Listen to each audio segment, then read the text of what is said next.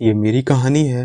मेरा नाम मीशू है। मैं एक गांव में रहने वाली ब्लेजर गर्ल हूँ जो हमेशा ही काम किया करती है। मेरा काम है मछलियों को पकड़ना। मैं एक गांव में रहने वाली लड़की हूँ और ये जो काम है मैं अपने खुले मन से करती हूँ। मुझे काफ़ी पसंद होता है। मैं हमेशा ही खुश रहती हूँ। मेरे कई सारे दोस्त हैं पर वे सभी के सभी कामचोर हैं। वे उनके हिस्से का काम मुझे देकर वहाँ से भाग जाते हैं। गाँव में मेरा एक क्रश भी है जिसका नाम आलू चैन है। गांव की सारी लड़कियां इसे काफ़ी ज़्यादा पसंद करती हैं और सभी का ये क्रश है। तभी वह आकर मुझसे मिलता है और मुझे बताता है कि वह शादी करने वाला है। वह कहता है मैं बहुत ही जल्द शादी करने वाला हूँ। मीशू ये बात सुनकर शर्मा जाती है, जहाँ पर आलू चैन उससे कहता है कि मैं तुमसे थोड़ी ही शादी करने वाला हूँ। जिस तरीके से तुम शर्मा रही हो, तुमसे कौन शादी करने वाला है। वो देखो, वो है मेरी बीवी, वहाँ पर जो वाइट ड्रेस पर है। और क्या तुम्हें पता है उसके पिता फैक्ट्री में डायरेक्टर है। अब उसकी बातों को सुनकर मीशू का दिल टूट चुका था।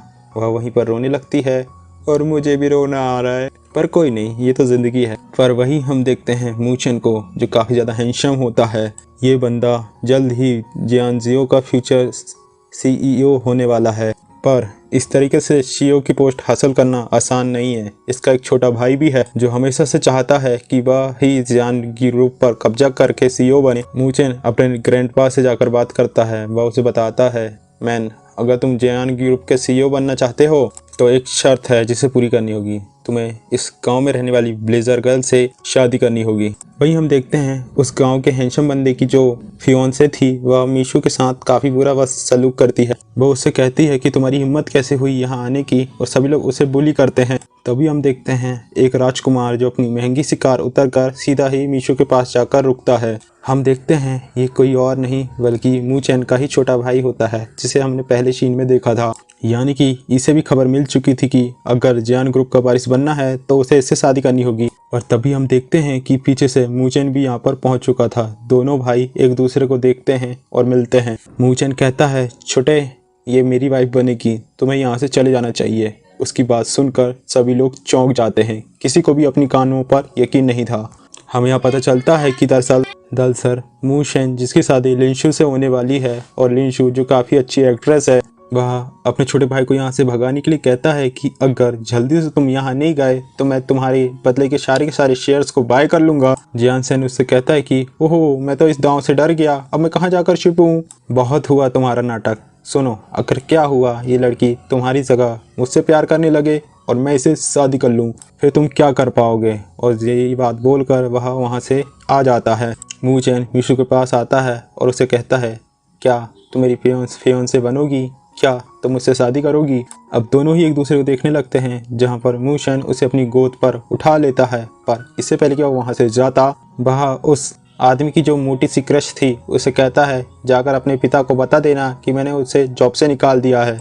ओहो, ये क्या हो गया। अभी ये तो बुली कर रही थी, पर इसके साथ ये क्या हो गया। अब इन सब के लिए मीशू मूचैन का थैंक्स कहती है और उससे कहती है कि आने वाले अगले स्टॉप में तुम मुझे उतार देना। पर मूचैन उसे मना करते हुए कहता है कि नहीं, तुम्हें मेरे साथ चलना होगा, हम जाकर मेरे ग्रैंडपा से मिलेंगे। मीशू कहती है, पर क्यों, मैं क्यों जाकर तुम्हारे ग्रैंडपा से मिलूं, मैं तो उन्हें जानती भी नहीं। पर मूचैन उसे कोई भी सवाल करने से मना कर देता है। वह उसे कहता है, तुम बस एक बात ध्यान रखो कि तुम मेरी फियोंसे हो। मीशू उससे कहती है कि अगर मैं ना कहूँ तो तुम क्या करोगे। वह उसे कोई जवाब नहीं देता और अपने ड्राइवर को यहाँ से चलने के लिए कह देता है। हम देखते हैं मीशू को, जो कि सोच रही थी, वह जिसका काम था मछलियों को पकड़ना, तो उसके अंदर से काफ़ी ज़्यादा बेकार सी स्मेल आ रही थी। वहीं मूचैन जिस हमेशा ही अपने आप को साफ रखता था अमीरों की तरह, उसे एलर्जी हो रही थी, तो वो उससे माफ़ी मांगती है। कहती है, मैंने अच्छे कपड़े नहीं पहने हैं। मूचैन कहता है, तुम्हें इसकी टेंशन लेने की ज़रूरत नहीं है, वो मैं हैंडल कर लूँगा। मीशू उससे कहती है कि मुझे पता है तुम मुझे पसंद करते हो, पर इसका मतलब ये नहीं कि तुम मेरे साथ ज़बरदस्ती कर सकते हो, इस तरीके से मुझे अपने साथ ले जा सकते हो। मुझे सच सच बताओ कि तुम मुझे क्यों ले जा रहे हो। हमें एक दूसरे की रिस्पेक्ट करनी चाहिए, पर एक बात का ध्यान रखना कि तुम मुझे मेरे प्यार में कभी पागल मत हो जाना और मुझसे दूरी बनाकर रखना। फ़ायदा उठाने की तो सोचना भी मत। मूचैन उससे पूछता है, बस क्या तुम यही कहना चाहती हो या फिर और कुछ भी कहना चाहती हो, अभी कह दो। अब दोनों ही ग्रैंडपा के यहाँ पहुँचते हैं। इतना बड़ा घर देखकर मीशू हैरान हो जाती है। वह चारों चीज़ों को देखती है क्योंकि घर बहुत ही खूबसूरत था। पर तभी हम देखते हैं लिंशू को, जो कि मीशू से मिलने के लिए आई थी। उसे आता देख वह मैनेजर से पूछती है कि क्या यही लड़की मूचैन की फियोंसे है। मैनेजर बताता है कि तुम सही सोच रही हो, हाँ यही वो लड़की है। लिंशू काफ़ी ज़्यादा गुस्से में होती है और वह यहाँ पर उसका मजाक भी उड़ाती है। फिर वह उसे बदबूदार लड़की कहकर बेइज्जत करती है और कहती है मुझे लगता है मूचेन भी अब इसे पसंद कर रहा है और उसे मीशू में कोई इंटरेस्ट नहीं होता। फिर जाते हैं दोनों ग्रैंडपा के पास। वहाँ हम देखते हैं कि दादाजी ने चश्मा नहीं पहना था तो उन्हें गलतफहमी हो रही थी। दरअसल वह लिंशु जिसने रेड ड्रेस पहनी थी वह उसे मीशू समझते हैं, पर जब वह ग्लास पहनते हैं तो वह मीशू से कहते हैं तुम ओ लड़की सामने आओ, तुम यहीं रुको, मैं अभी आता हूँ। मीशू अब पूरे घर में घूमने लगती है और मन ही मन में सोच रही थी कि ये लोग जिनसे मैं आज मिली हूँ ये कितने ज़्यादा अजीब हैं, मैं यहाँ पर कहाँ से आ गई। तभी हम देखते हैं मीशू जिसका पैर स्लिप हो जाता है, पर इससे पहले कि वह गिर पाती यहाँ पर आ जाता है छोटा भाई। उसे आकर वह काफ़ी अच्छे तरीके से पकड़ता है। हम देखते हैं मीशू जिसकी हार्ट बीट बढ़ चुकी थी और मन ही मन में सोच रही थी ओह ये कितना ज़्यादा खूबसूरत है। वहीं जंग से जिसने उसे पकड़ा था वो मन ही मन में सोच रहा था कि ओह कितनी बेकार स्मेल आ रही है इसके अंदर से, पर मुझे सीईओ बनना है तो इसे हैंडल करना ही होगा, मैं ये सारी चीज़ें बर्दाश्त करूंगा। वहीं मीशू मन ही मन में सोच रही थी कि मुझे नहीं पता था कि मेरी किस्मत इतनी ज़्यादा अच्छी है, एकदम चमकदार। दोनों के दोनों भाई एकदम राजकुमार की तरह है, पर मुझे समझ नहीं आ रहा कि मुझे किसको चुनना चाहिए। वह तो सपनों में खो जाती है पर वह उसे संभाल नहीं पाता और दोनों ही धड़ाम से गिर जाते हैं। लिंशु मूचेन से पूछती है कि आखिर तुम्हारे ग्रैंडपा ने इस लड़की में क्या देखा, क्या तुम इससे शादी करने वाले हो। मूचेन उसकी बात को पता नहीं क्या होगा मेरा ऐसा कहकर इग्नोर करके वहाँ से चला जाता है। वो दोनों पार्टी में चल जाते हैं। वहीं जियान मीशु का दिल जीतने का पूरा ट्राई करता है, वह उसे अच्छी अच्छी ड्रेस दिखाता है। उसने पूरा का पूरा इंतज़ाम करके रखा था। मीशु इतने सारे ड्रेसेस को देखते हुए सोचती है कि ओह ये कितने सारे ड्रेसेस हैं और कितने अच्छे अच्छे, मैं कंफ्यूज हो चुकी हूँ कि मुझे कौन सा चुनना चाहिए, मैं किस में ज़्यादा खूबसूरत दिखूंगी। अब जियान चैन उसकी इसमें काफ़ी ज़्यादा हेल्प करता है, वह उसे कई सारी ड्रेस लाकर दिखाता है, पर हम देखते हैं कि उसे कोई भी ड्रेस पसंद नहीं आ रही थी। जियान चैन उसे कहता है कि चलो कोई बात नहीं, तुम इस लेडी के साथ जाओ मेकअप रूम में, ड्रेस तुम बाद में सेलेक्ट कर लेना। मूचेन ने मीशु के लिए पहले ही एक ड्रेस को चुनकर बाय कर लिया था। लिंशु उसे पूछती है कि तुम आखिर ऐसा क्यों कर रहे हो, जहाँ पर वो उसे बताता है ये मेरा एक प्लान है। जब एक बार जियान चैन की मॉम ने उस ड्रेस को पहना था तो ग्रैंडपा ने उन्हें काफ़ी डांटा था। उसका प्लान है कि अगर मीशु ये ड्रेस पहनकर पार्टी में आएगी तो हो सकता है दादाजी उस पर गुस्सा हो जाएं। वही हम देखते हैं दूसरी तरफ मीशु को, जो कि इन सब चक्करों में पड़ चुकी थी और वह वही ड्रेस पहनती है जिसे मूचेन ने उसके लिए भिजवाया था। उसे कुछ ये सारे प्लान के बारे में पता नहीं था, वह बहुत खूबसूरत लग रही थी इन ड्रेस में। वह मूचेन के पास जाती है और उसे ड्रेस के लिए थैंक्स कहती है। लिंशु भी यहाँ पर काफ़ी अच्छे से तैयार होकर आई थी। वह मूचेन से कहती है बाबू हमें चलना चाहिए, अगर हम पार्टी में देर से पहुंचे तो ग्रैंडपा हम पर नाराज होंगे। वही हम देखते हैं जियान चैन को ये खबर मिल जाती है कि ग्रैंडपा का प्लान अब बदल चुका है और जियान ग्रुप का वारिस बनने के लिए उसे मीशु से शादी करने की ज़रूरत है ही नहीं, यानी कि अब इन्हें मीशु के पीछे पड़ने की ज़रूरत है ही नहीं और ना ही उसे शादी करने की। वहीं हम देखते हैं मीशु को, जो कि ब्यूटी पार्लर में अकेली ही बैठी थी और परेशान हो रही थी क्योंकि उसे लेने के लिए तो कोई आया ही नहीं था और टाइम भी काफ़ी ज़्यादा हो चुका था, तो उसे वहाँ से जाना था। वह रोड के किनारे जाकर खड़ी हो जाती है और वेट करती है मूचेन का। बारिश शुरू हो चुकी थी। वहीं जब वह मूचेन को कॉल करती है तो उसे कॉल नहीं लगती। वहीं मूचेन जब पार्टी में देखता है कि मीशु वहाँ पर है ही नहीं तो वह लिंजू से कहता है तुम थोड़ा रुको, मैं जाकर उसे ला लेता हूँ, वरना हमारा प्लान बिगड़ जाएगा और अगर वह पार्टी में ना आई तो जैसा हमने सोचा है वैसा होगा ही नहीं। वहीं काफ़ी ज़्यादा इंतज़ार करने के बाद मीशु वहाँ से जाने लगती है, पर इससे पहले कि वह वहाँ पर जा पाती एकदम से कार उसके सामने आ जाती है। अच्छा हुआ कि उसे कुछ नहीं होता है, पर ये इंसिडेंट उसके दिमाग में घर कर जाता है, वह काफ़ी ज़्यादा डर जाती है। मूचेन भी यहाँ पर पहुँच चुका था और मीशु रोते हुए उसे गले लगा लेती है। वह काफ़ी ज़्यादा डर चुकी थी। वह उससे कहती है इस दुनिया में तुम ही एक इंसान हो जिसे मेरी थोड़ी फिक्र है, क्या तुम्हें पता है कि मैं अरे आज जाने वाली थी। वह उससे कहती है मुझे कभी छोड़कर मत जाना। वह उससे जोर से गले लगाती है। वही हम देखते हैं पार्टी में ग्रैंडपा सबको बताते हैं कि दरअसल 20 साल पहले मैं और मेरे बेस्ट फ्रेंड के बीच एक एग्रीमेंट हुआ था, जिसके मुताबिक मैंने उससे प्रॉमिस किया था कि जब हमारे पोता पोती बड़े हो जाएंगे तो उसकी पोती की शादी अपने पोते से करूंगा। तो मैं आज ये ऐलान करने वाला हूँ कि मीशु की एंगेजमेंट नेक्स्ट मंथ जियान चैन से होने वाली है। वहीं जियान चैन जब ये बातों को सुनता है तो उसे झटका लगता है। वहीं लिंशो इससे खुश थी क्योंकि उसका कंपटीशन हट चुका था, यानी कि अब मूचेन और उसके बीच कोई नहीं था, मूचेन अब उसी का था।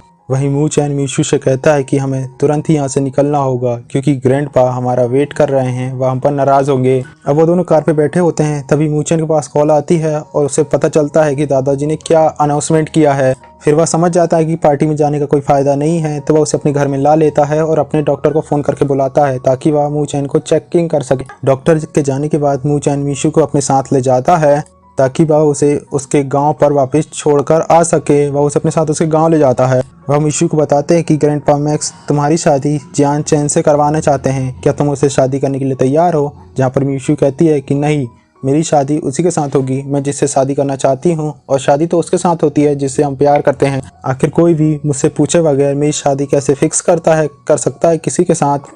अब ये बात बोलती है और वह कार से उतर जाती है और उतर कर सीधे अपने उसी समुंदर के पास पहुंच जाती है और वह मूचैन को भी अपने साथ ले जाती है। वह काफ़ी ज़्यादा खुश होती है और कहती है, मेरे प्यारे समुंदर, मैंने तुम्हें काफ़ी ज़्यादा मिस किया और मैं तुमसे काफ़ी ज़्यादा प्यार करती हूँ, आ जाओ मेरे पास।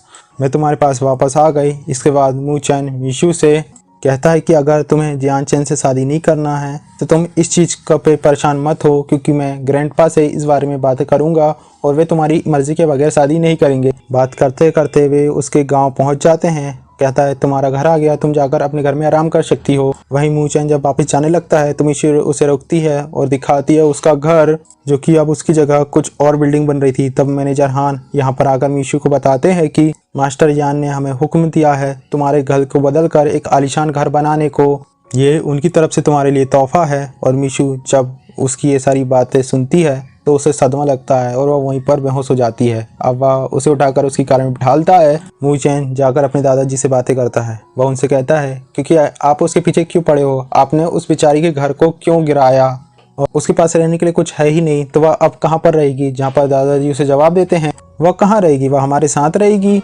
मूचैन उसे कहता है कि आखिर तुम आप उसके पीछे क्यों पड़े हो, उसे फोर्स क्यों कर रहे हो, आप हमेशा ही ऐसे ही जिद करते हो, आखिर आप उस लड़की को उसी के गांव पे क्यों नहीं रहने देते? वह उसी के गांव में खुश है, जहाँ पर दादाजी उसे बताते हैं, मैंने उसके पेरेंट्स से वादा किया था कि मैं हमेशा ही उसका ख्याल रखूँगा और उसे अपनी बहू बनाऊंगा, तो मैं वही कर रहा हूँ, अपना वादा निभा रहा हूँ। अब मुझे दादाजी से ज़्यादा बहस ना करते हुए वहाँ से लौट आता है। वही मैनेजर हान मीशू को उसके रूम को दिखाते हैं, यानी कि मीशू अब यहीं पर रहने वाली थी।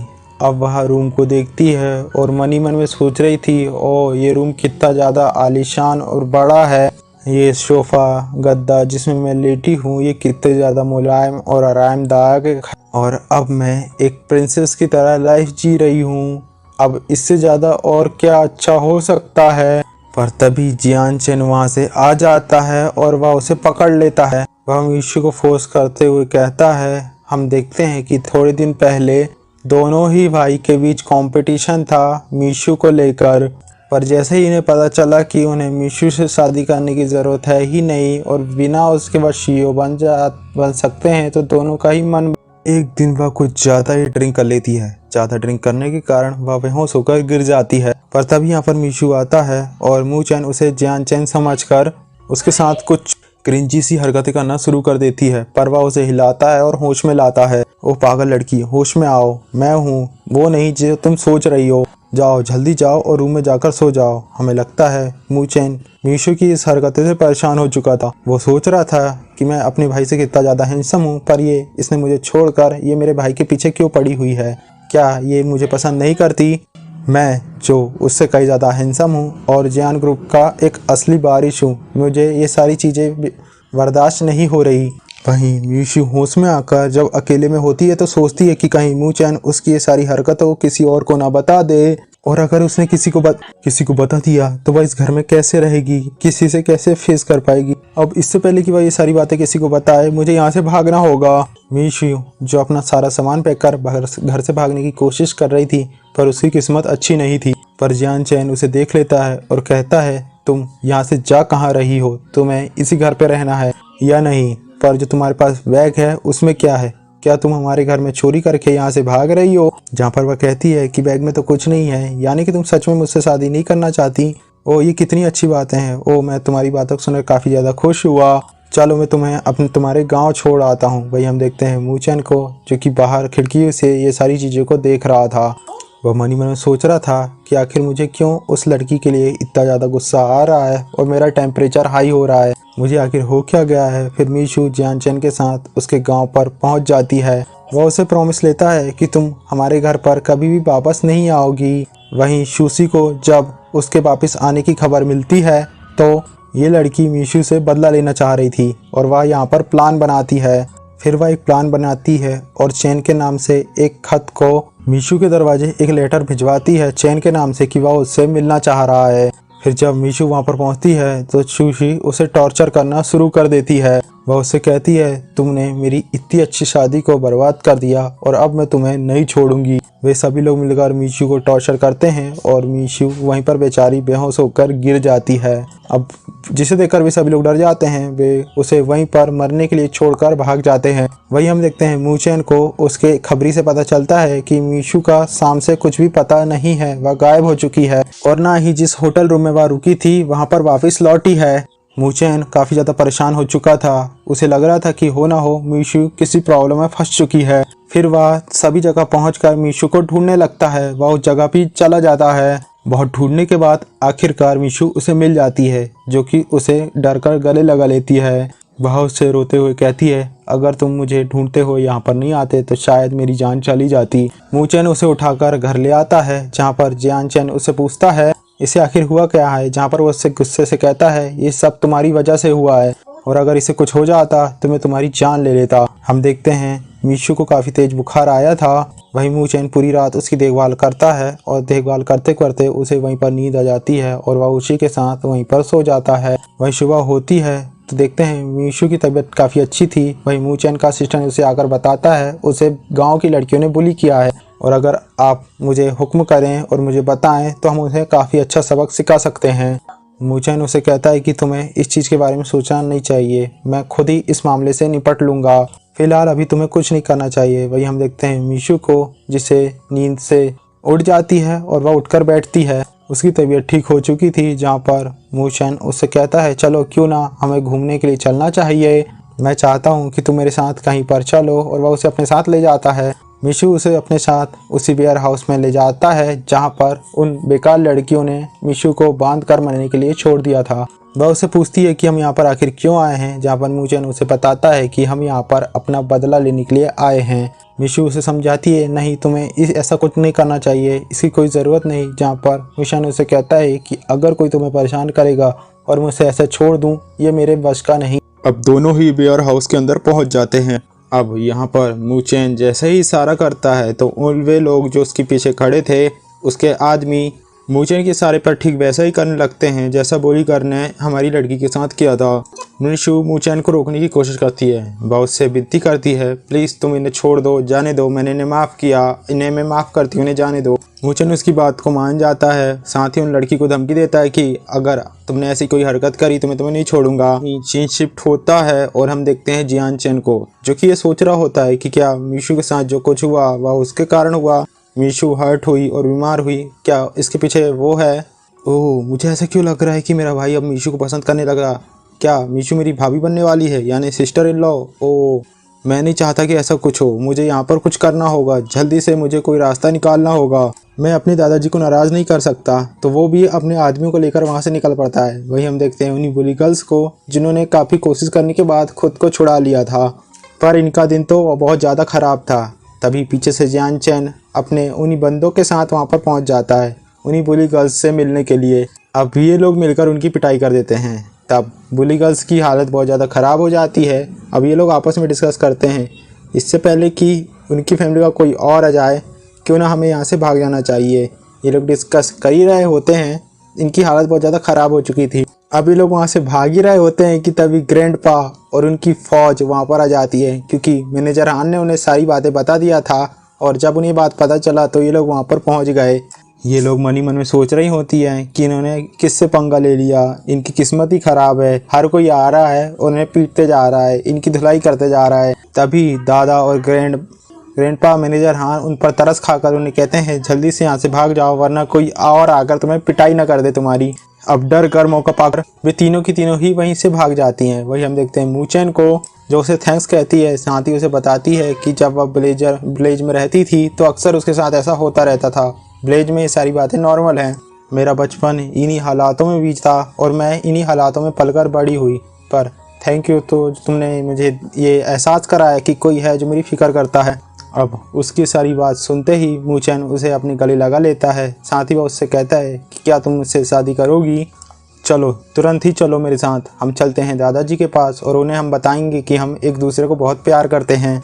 मीशू, जिसे अपने कानों पर यकीन नहीं हो रहा था, वह सोचती है कि क्या उसे आज किसी ने प्रपोज़ किया या फिर उसकी शादी होने वाली है। मूचेन यहाँ पर उससे एक बार पूछता है फिर से कि क्या तुम उससे शादी करने को तैयार हो। यहाँ पर मीशू शर्माती है और उससे कहती है, पहले तो वह उसे कुछ कह नहीं पाती और उसे इशारा हाँ में करती है और उसे हाँ में जवाब देती है, पर ये इतना आसान नहीं था। मूचेन उससे कहता है कि जब वह जियान ग्रुप का कंट्रोल अपने हाथ में ले लेगा उसके बाद हम दोनों डिवोर्स ले लेंगे। यानी कि ये तो काफ़ी बेकार आदमी है, ये उसे अपने मतलब की तरह यूज़ कर रहा है। मीशू, जो कि काफ़ी ज़्यादा खुश थी, अब वह काफ़ी ज़्यादा उदास हो जाती है। मूचेन उसे बताता है कि वह काफ़ी दिनों से सोच रहा था यही सही तरीका है, हमें एक कपल बनने की एक्टिंग करनी होगी। क्या तुम इसमें मेरा साथ दोगी? तुम्हें मेरा साथ देना होगा और अगर इसके बदले में तुम्हें कुछ चाहिए या तुम्हारी कोई कंडीशन या कोई ज़रूरत है तो मैं उसे भी पूरा करूँगा। अब मीशू यहाँ पर चाहकर भी उसे मना नहीं कर पाती क्योंकि उसने उसकी जान बचाई थी और उसका कर्ज था उसके ऊपर। वो दुखी मन से उसे जवाब देती है, ठीक है जैसा तुम चाहो। और मूचेन जैसे ही उसकी ये बातों को सुनता है वो काफ़ी ज़्यादा खुश हो जाता है और वह उसे एक बार फिर से गले लगा लेता है। फिर वह उसे कहता है, चलो हम सीधे दादाजी के पास चलते हैं। वही हम देखते हैं मीशू को, जो मन ही मन में सोच रही थी कि मैं एक गाँव की लड़की और मैं ये कैसे सपने देखने लगी, मुझ जैसी गाँव की लड़की से आखिर वह क्यों शादी करने लगा और क्यों प्यार करेगा। दोनों ही दादाजी के पास पहुंच जाते हैं, जहां पर मूचेन उन्हें सारी की सारी बातों को बताता है और दादाजी भी उनकी बातों को सुनते हैं। वह मीशू से पूछने लगते हैं क्या ये सच बोल रहा है, जहां पर वह हाँ में जवाब देती है। जहां पर दादाजी भी उसकी बातों को सुनते हैं और कहते हैं चलो ठीक है, पर मुझे सोचने के लिए थोड़ा समय चाहिए, तुम लोग यहाँ से जाओ। फिर हम देखते हैं मूचेन मीशू को उसका एंगेजमेंट गिफ्ट दिखाता है और उसे वह गिफ्ट देता है। वो ड्रेस काफ़ी ज़्यादा सुंदर होती है। मूचेन उसे देखकर शर्मा चुकी थी, तब वह उसे कहता है कि तुम जल्दी से तैयार हो जाओ, मैं तुम्हारा बाहर वेट कर रहा हूँ, तुम तैयार होकर आ जाओ। वही हम देखते हैं दादाजी को, जो मैनेजर हान से कहते हैं कि मुझे लग रहा है मूचेन मेरे साथ धोखाधड़ी कर रहा है या मेरे से फ्रॉड कर रहा है, तुम जाओ और उन दोनों नमूनों पर नज़र रखो, क्या वह मेरे से जो कुछ अभी उन्होंने कहा वह झूठ कहा, और मुझे हर पल की खबर देना। वही हम देखते हैं लिनशू एक्ट्रेस को, जिसे पता चलता है ये सारी बातें, वह सोचती है कि उसके होते हुए कैसे हो गया। वही हम देखते हैं कि दादाजी ने मैनेजर को उन दोनों के पीछे लगा दिया, तो अब दादाजी की मानते हुए एक अच्छे सर्वेंट की तरह वह उनके पीछे पड़ जाता है और उनकी पल पल की खबर लिखता है। वह छुपकर उन पर नज़र रखने लगता है। वहीं मीशू, जिसे शक हो जाता है इन सब चीज़ों पर, वह मूचेन से कहती है कि मुझे लग रहा है कि कोई हमारा पीछा कर रहा है, हमें फॉलो कर रहा है। फिर वो पूछता है कि तुम्हें इस पर किस पर शक है, जहाँ पर वह उसे बताती है उसे मैनेजर हान पर शक है।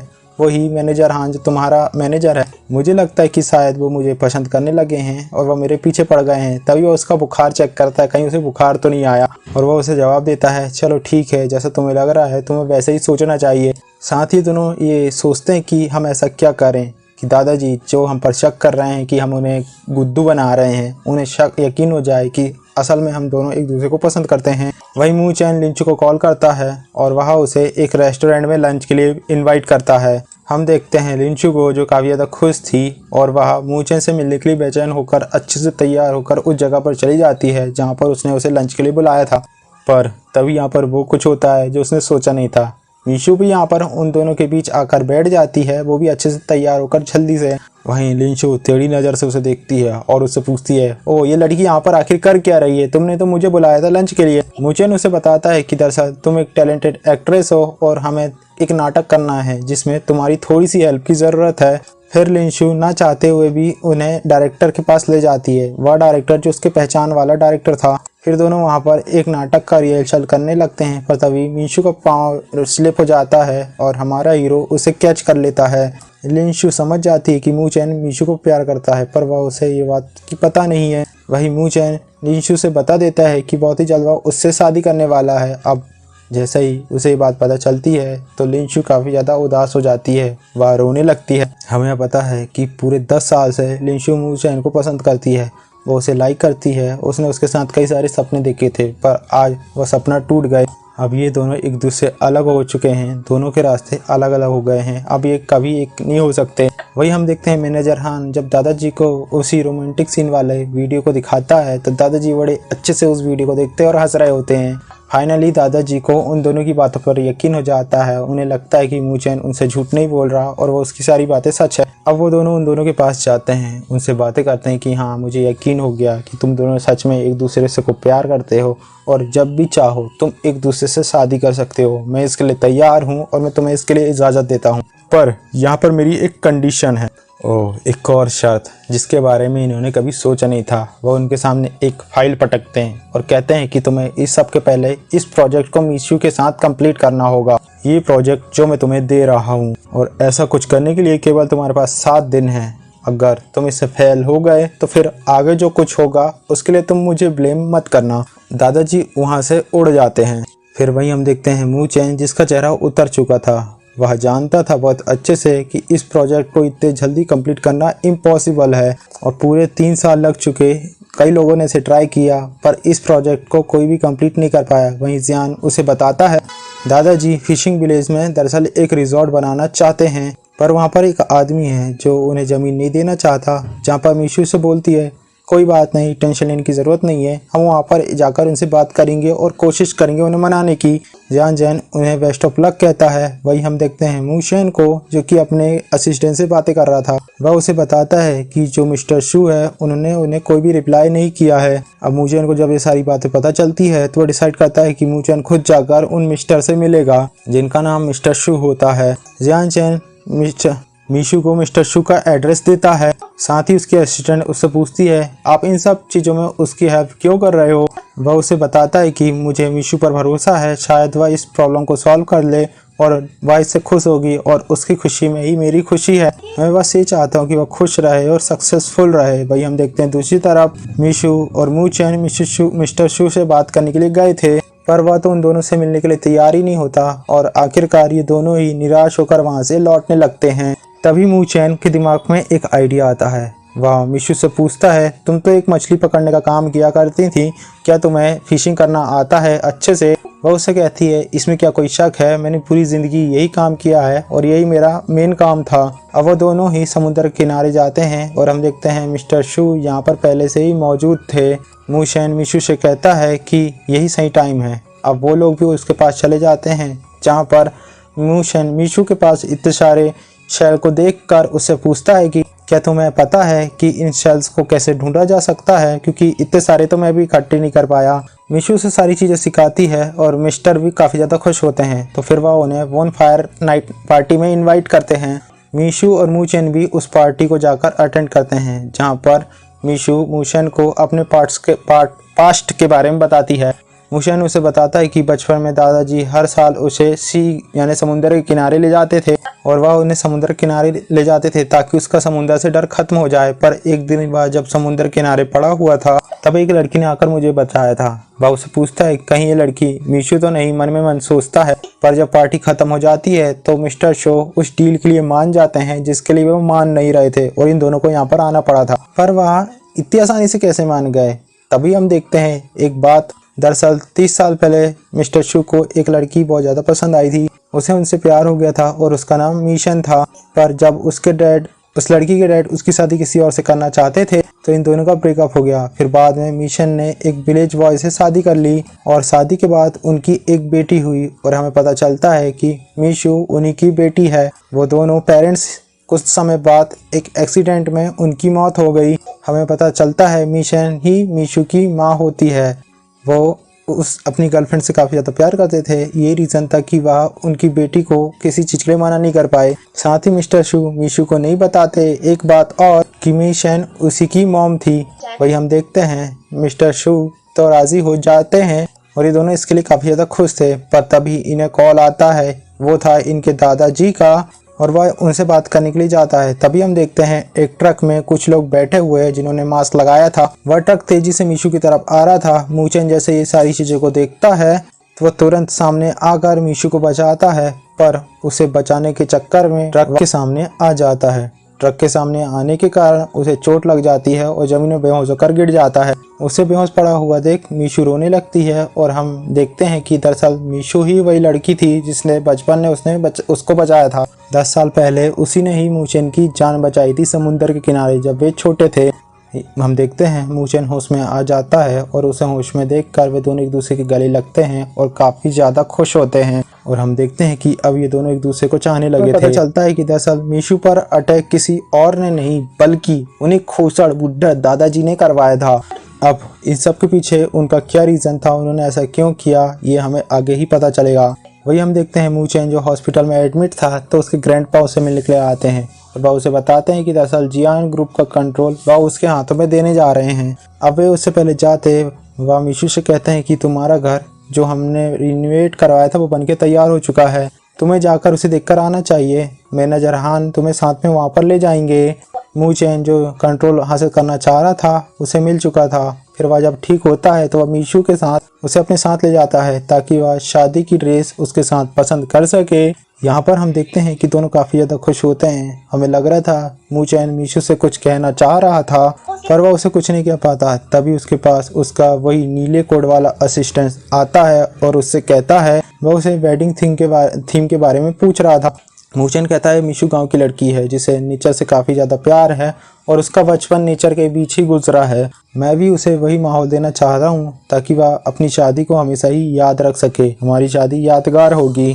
असिस्टेंट उससे पूछता है कि बॉस मुझे एक बात बिल्कुल भी समझ नहीं आ रही, आप तो मीशू से नकली की शादी कर रहे हो तो आपको इतने सारे इंतजाम करने की क्या ज़रूरत है, आप इसे इतने अच्छे से क्यों सेलिब्रेट कर रहे हो। वो उससे कहता है, ओ पागल, मीशू को मैं पसंद कर रहा हूँ, दरअसल मैं उसे एक सरप्राइज़ देना चाहता हूँ, वही मेरे सपनों की रानी है, तुम जल्दी से जाओ और तुम्हें बहुत सारे काम करने हैं। हम देखते हैं मीशू जिसने फाइनली एक वेडिंग ड्रेस पसंद कर ली थी, पर जैसे ही लोग घर पहुंचते हैं तो मूचेन सन्न सी रह जाती है। यहाँ पर हमने देखा था कि दादाजी ने उसके लिए एक और लड़की पसंद कर ली थी जो कि उसके सामने ही थी। हमें पता चलता है ये वो लड़की थी जो कि शुशु ग्रुप से रिलेशन रखती थी।